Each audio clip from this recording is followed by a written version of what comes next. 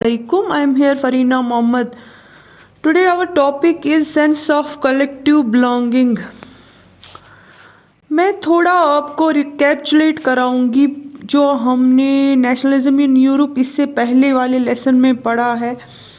तो वहाँ पे हम लोगों ने समझा है कि सेंस ऑफ कलेक्टिव बिलोंगिंग किसको कहते हैं। जैसे कि हमने फ्रेंच रेवोल्यूशन में देखा, फ्रांस में देखा कि कैसे रेवोल्यूशन आ गया। तो वो जो पेंटिंग थी फ्रेडरिक सोरियो की, कैसे उसमें दिखाया गया है कि उसने उस पेंटिंग में दिखाया है कि काश कि नेशन ऐसा होता। अपने आइडियाज़ के बेसिस पे उसने पोर्ट्रेट एक बनाया था फ्रेडरिक ने। फिर उसमें दिखाया गया था उस पिक्चर में कि नेशन जो होता ऐसे अगर होता, उसमें अगर फ्लैग भी दिखाया गया था कि फिर मोनार्की कैसे अबॉलिश हो रही है, फिर कैसे फ्लैग आ गया। तो जो कि सेंस ऑफ कलेक्टिव बिलोंगिंग दिखा रहा है, जो कि कंट्री के लिए एक ही फ्लैग होता है। तो यही होता है सेंस ऑफ कलेक्टिव बिलोंगिंग। अब जो इंडिया में सेंस ऑफ नेशनलिज्म की तरफ आ रहा था, इंडिया भी, इसमें भी जो सेंस ऑफ कलेक्टिव बिलोंगिंग है वो थोड़ा इंडिया ने अडॉप्ट किया। इंडिया जो था पहले से ही हमें पता है कि मुतासर हुआ था फ्रेंच रेवोल्यूशन से। लाइक आपने ये पढ़ा है 9th में भी कि कैसे जो सेंस ऑफ कलेक्टिव बिलोंगिंग था उससे कैसे जो ये है टीपू सुल्तान कैसे मुतासर हुए फ्रेंच रेवोल्यूशन से। तो टीपू सुल्तान ने फिर बाद में मैसूर में, जो कि इंडिया में है साउथ इंडिया साइड से, कैसे टीपू सुल्तान ने यूथ क्लब स्टार्ट किया, किससे कॉपी करके फ्रेंच रेवोल्यूशन में, जो कि जैकोबियन यूथ क्लब था। तो फिर कैसे उन्होंने नेशनलिज्म को वहाँ पे बढ़ाया, जिसकी वजह से फिर राजा राम मोहन राय और टीपू सुल्तान ने भी फिर वही आइडियाज़ लाए इंडिया में। तो ये चीज़ें जो है अगर हम प्रीवियस लेसन्स में देखेंगे तो यहाँ पे रिपीट हो रहा है। इंडिया में भी कुछ उसे मिलता जुलता है। अब हम देखेंगे इंडिया में कैसे था सेंस ऑफ कलेक्टिव बिलोंगिंग।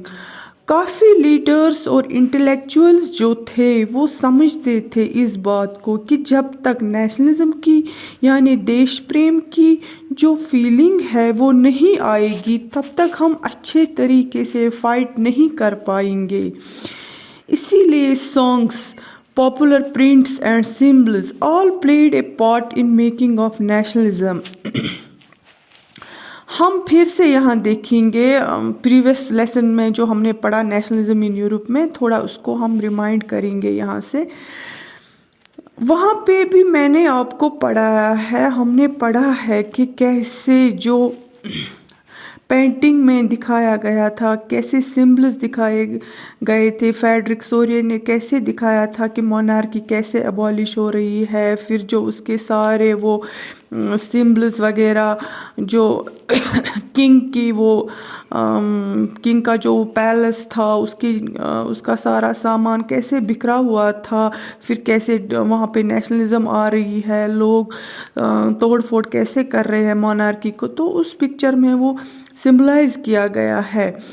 जैसे कि प्रिंट्स वगैरह, ये सारे मैंने आपको पहले भी बोला है कि पोइट्स का बहुत पोइट्स जो है, आर्टिस्ट्स जो है, इनका बहुत इम्पॉर्टेंट रोल रहा है नेशनलिज्म में। चाहे किसी भी कंट्री का हो, चाहे यूरोप में, अगर हम यूरोप की बात करेंगे तो वहाँ पे आर्टिस्ट्स का इम्पॉर्टेंट रोल रहा है। आपने पहले भी पढ़ा है कैसे आर्टिस्ट्स जो है, क्योंकि उनका जो आइडिया होता है वो सबसे डिफरेंट होता है, हाईएस्ट आइडियाज़ उनका जो वो इनबॉर्न टैलेंट होता है, उनमें उनके जो आइडियाज़ होते हैं वो कुछ डिफरेंट होते हैं जनरल पॉपुलेशन से, जिसकी वजह से उनका जो वो उनके आइडियाज़ को, या हम तो पोइट्री भी वो हम उनकी आइडियाज़ को डिपिक्ट कर सकते हैं थ्रू पोइट्री भी, या हम देशभक्ति के सॉन्ग्स भी देखते हैं। तो वो जो होते हैं पोइट्स वगैरह, वो कैसे उन फीलिंग्स को लाते हैं, एक सॉन्ग की तरह प्ले करते हैं। तो ये सारे सेंस ऑफ कलेक्टिव बिलोंगिंग होते हैं। हम जब फॉर एग्ज़ाम्पल हम असेंबली करते हैं, प्रेयर करते हैं, तो हम जो वो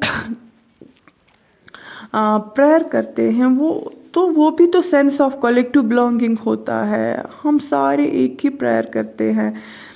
तो जैसे या इंडिया का जो नेशनल वंदे मातरम है, वो सारे इंडिया के लिए एक ही है, सेंस ऑफ कलेक्टिव बिलोंगिंग है। वो क्या दिखाता है कि हम जब 15 अगस्त को प्ले करते हैं उस सॉन्ग को, या हम 26 जनवरी को करते हैं, तो उससे ये समझ आता है कि we belong to one nation, that is sense of collective belonging.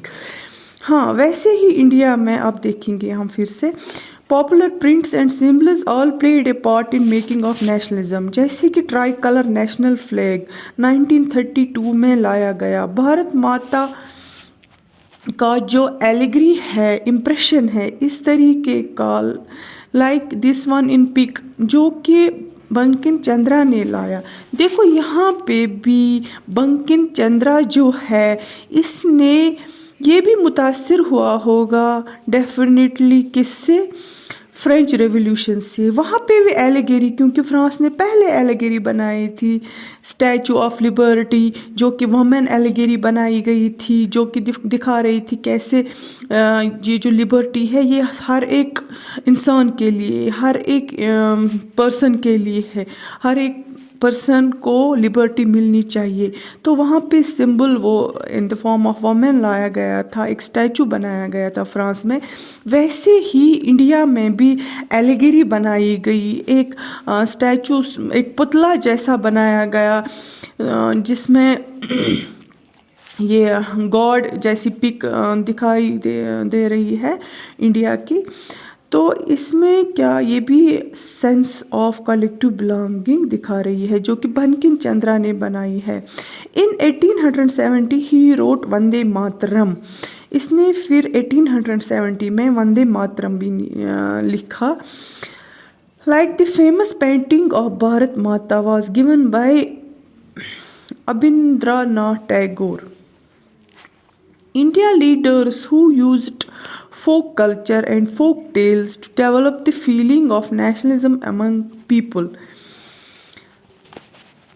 ऐसी स्टोरीज, पुरानी कथाएं, वो सब लाई गई जो कि रिलीजन से जुड़ी हुई भी थी, ताकि इंडिया को एक अच्छा रूप दे सके और नेशनलिज्म की फीलिंग को बढ़ाया जा सके।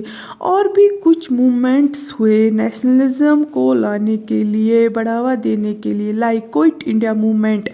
And finally India got independence in 14 अगस्त 1947। तो इसी के साथ हमारा ये सारा लेसन जो है नेशनलिज्म इन इंडिया, ये कंप्लीट हो रहा है। तो ये आज का लास्ट टॉपिक था इस यूनिट का। अल्लाह हाफिज़।